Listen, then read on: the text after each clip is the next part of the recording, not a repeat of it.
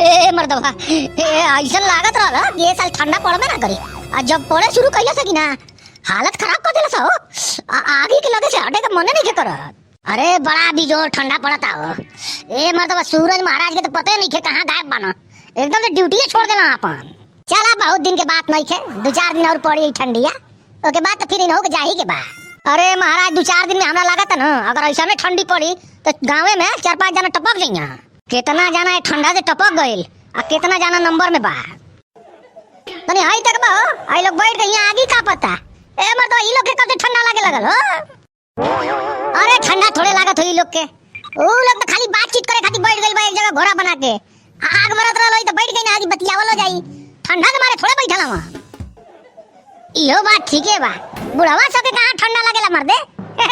2010 के बाद से ठंडा पड़े के बंद हो गइल बा ना हो। हैं ठंडा नहीं खे नु का कहे चाहत हो, सब बुझात नहीं खे, कुछ खुल के बोला सा का कहे चाहत हो। आ ई है कि जवान बुढ़वा आई नु अगर 4 गो लड़का से बैठ के आगे तापत हो तो कौन बुढ़वा आगे कही ए मर्दवा ई कौन ठंडा पड़ता। ठंडा तो हमनी के जमाना में पड़त रहल सन 1980 में, सन 1970 में। ई कौन ठंडा थोड़े बा बैठ के आगे तापत हो लोग। तो उहे हम बतावत हई कि तू लोग के ठंडा थोड़े लागत होई, बस महफिल जमल बा बैठ के बतियावत हवा लोगिन, आगे थोड़े तापत हवा। सही है कहत आई, अब कहां उतना ठंडा पड़ेला। हमनी के छोट रहनी है सर, बड़ा बिजोर ठंडा पड़त रहला। आ जब ठंडा नहीं के पड़त तो काहे अगिया दिन घरी आग बैठल बड़ा, जाके नहाए के ना जाई ट्यूबले में। ना ठंडा तो पड़ते बा, हम कहां कहत ठंडा नहीं के पड़त, माने पड़त है ठंडा लेकिन उतना नहीं के पड़त। जब हमनी के तुननी भर के रहनी है ना सर, बड़ा ठंडा पड़ो, इतना ठंडा पड़ो कि सुबह सुबह अगर मैदान जाइया लोटा में पानी लेके तो मैदान कइला के बाद न अरे देखा जा कि लोटा तो पूरा बर्फ हो गइल बा।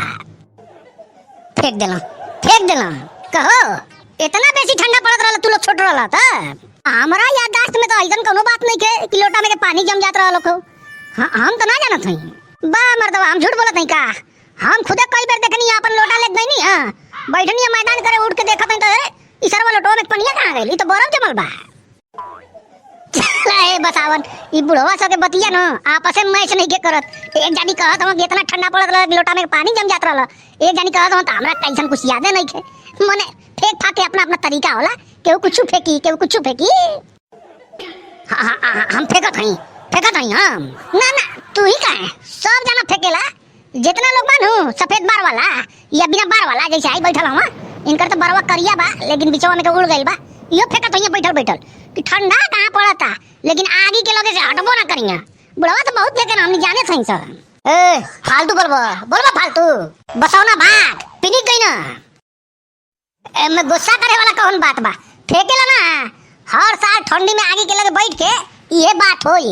ए पारी कोनो ठंडा नहीं के पड़त, ठंडा तो 1980 में पड़त रहला। ए मर्दवा सुधर जा लोगिन, सुधर जा।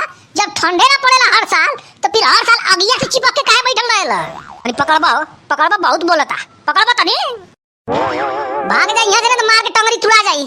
ढेर फालतू बोलबा तू। आवा हो छोड़ा बैठ के तापा मर्दवा। लड़का सब के काले ले बाड़ा कुछ कहिया सा ऊ तो ठीक बा, लड़का सब कुछ कहिया सा लेकिन ठंडा तो पड़ता, ऐसे इनकार के कर सकेला।